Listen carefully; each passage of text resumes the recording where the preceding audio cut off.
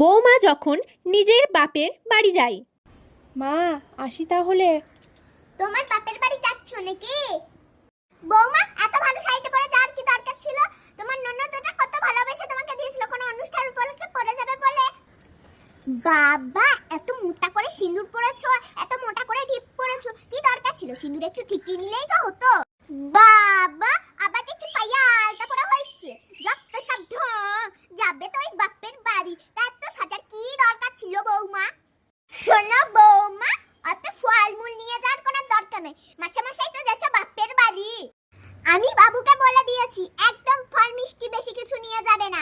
যত সব সব আমার বাবুর টাকাগুলো ধ্বংস করার ধান্দা। বৌমা যখন শাশুড়ির বাপের বাড়ি যায়।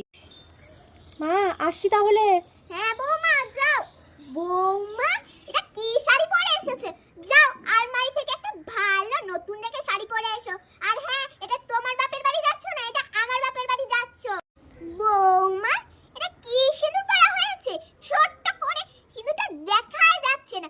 যাও ঘরে গিয়ে মোটা করে সিঁদুর আর টিপ পরে এসো। ও মা, আপনার দেখছি পায়ে আলতাও পরনি। নিজের বাপের বাড়ি যাওয়ার সময় তো দেখি মোটা করে সিঁদুর, মোটা করে টিপ আর পায়ে আলতাও পরো, তখন তো কিছু শিখিয়ে দিতে হয় না? আজকে বৌমা ওইসব ছাড়ো। আর হ্যাঁ বৌমা আরেকটা কথা শোনো, আমার বাপের বাড়ি গিয়ে সব সময় মাথায় ঘোমটা দিয়ে থাকবে। আর শোনো, আমার বাপের বাড়ির লোকে সবারই পায়ে মাথা ঠুকে ঠুকে প্রণাম করবে। আমার কথা মহারানী কতই বা শুনবে ভগবানই জানে। বাপের বাড়ির সকল লোকের সামনে আমার নাক না কাটালে হবে মহারানী? আর শোনো বৌমা, আমার বাপের বাড়ি গিয়ে একদম নেচে নেচে ধিঙ্গিপানা করে বেড়াবে না, সভ্য ভদ্র হয়ে থাকবে বৌমা। সবারই সঙ্গে হেসে খেলে মিলে মিশে একসঙ্গে হয়ে থাকবে। আমি বাবুকে বলে দিয়েছি আমার বাপের বাড়িতে অনেক লোক আছে, ভালো ফল মিষ্টি ভালো ভালো খাবার যেন নিয়ে যায়।